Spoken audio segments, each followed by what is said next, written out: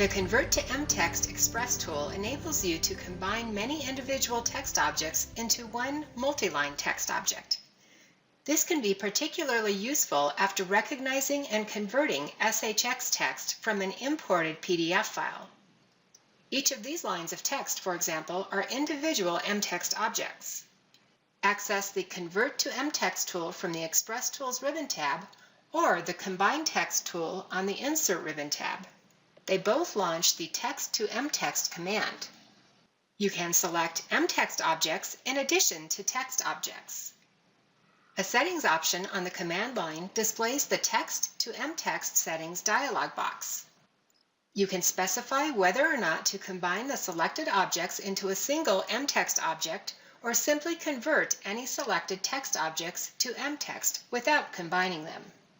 The top-down sorting order is relative to the current UCS, and sorting is left to right when text objects are collinear. Justification is inferred based on the positioning of the text objects in the drawing instead of always using top-left justification. And when word wrap text is selected, numbered and lettered list formatting is inferred. If a line starts with 1 or 2 characters followed by a period and up to 10 spaces, list formatting is automatically applied. A new option enables you to force uniform line spacing.